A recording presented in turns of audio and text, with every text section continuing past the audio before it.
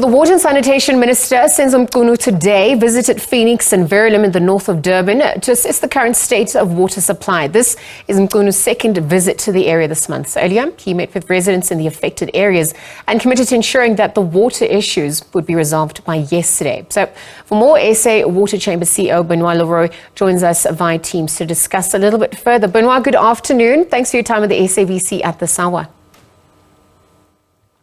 Hi, Liesl and the viewers. So today, Minister Mchunu is in KZN. He's assessing the situation, of course, following the eThekwini Municipality's failure to meet the February 15th deadline to restore water. How would you categorize the water supply challenges in KwaZulu-Natal as we speak? Firstly, I think it's a political football. We need to depoliticize our basic services like water. So I know the minister is trying to help, but all he's doing is he's just underpinning the failure of local government.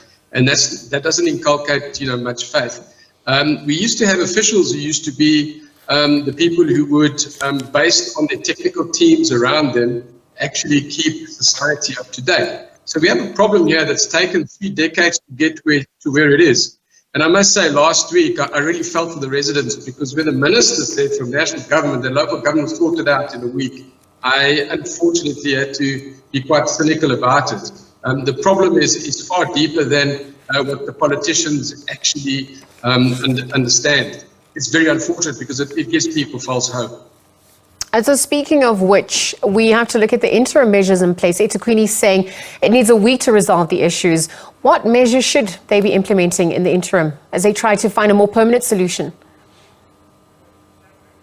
So one thing we do know is that non-revenue water is at 58% because that is the number that eThekwini has published. So that is the highest of all the metros. It is more than double the global accepted maximum range of 25%. Good cities are between 2.5% and 7.5%. So we have a leaking bucket. And so whatever we push through the system from Mchunu to Kela, who's providing double the amount of water it needs to, over half of it is in actual fact lost through the system that is leaking like a sieve, like a leaking bucket.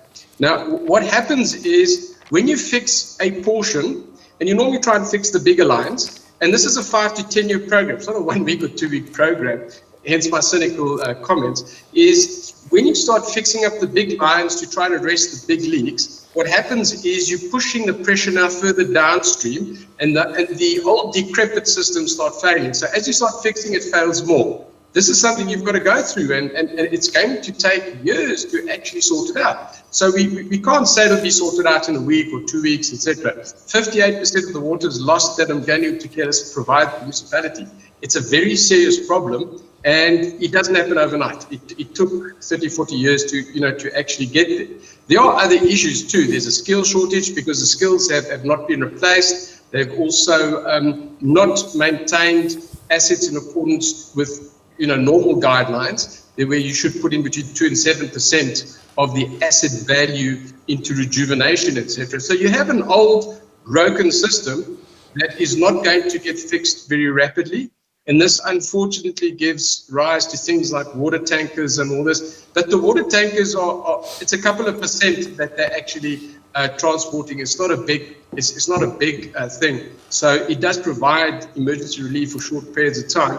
But the reality is that we need to get all dicks in hand. And believe me, national government, with all the best will in the world, does not have the capacity to sort this out. That is the reality. It is a local government issue that has to be sorted out locally. And I would declare it a disaster zone. I know in an election year it's not good, but this is a disaster that could become a national disaster, because with eThekwini failing, it means that industry will start struggling, and we won't be able to keep Gauteng alive, because that's our main import and export port. So, everything is interlinked, and it's time to depoliticize. Let's let the professionals in and start putting people in place to do the job properly. It's a complicated job. This is not like electrical crisis. Electricity is very easy to solve.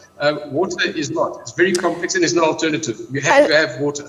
And so, Benoit, speaking of the fixing the broken system, there's also Knockin effect. So apart from the 2023 blue and no drop reports, the green drop progress assessment as well, showing the severe deterioration in quality of water, You've spoken to about some of the reasons for the failures. I wonder also if we look at the knock-on effects in terms of health and cholera outbreaks, etc., that also come to the fore. What are you observing on that front, given what's happening in eThekwini? So it's a bit like the Vaal at the moment and Hammanskraal was. It's a time bomb that's ticking, because as soon as you break the system to provide alternatives for emergency relief, you introduce, let's say, the likelihood of bacterial pathogens, because now it's not a continuous pipe that contains everything with the residual chlorine that keeps bacterial growth down and keeps the viruses out. Now you're introducing buckets, tankers, etc. And in every single human handling, there's the potential for bacteria, etc. So one has to be extremely cautious, especially in the hot weather, where bacteria, tend to thrive. So, because we can't afford people not only be thirsty and sanitation less, but also to start getting sick. So it's not a very good situation. And, it's not something that you can mobilize the defense force to help or anything. It has to be sorted out from within. And one has to do this very seriously. What national government can do is try and make sure that local government exercises its mandate, because it's not doing it, and that the right money goes to the right places and the right people get into place. That's national government's oversight and regulatory function, but nothing else. And we need to let the politicians, let the officials get on with their job, and let the municipal managers and their heads of departments start being overt and visible on the ground and getting it going, and show us why things are going to take 1 week and another thing 2 weeks and 3 weeks, so that we can see whether it's real or not. At the moment, there is no trust, and we have to reinculcate that trust before the health issues start popping up.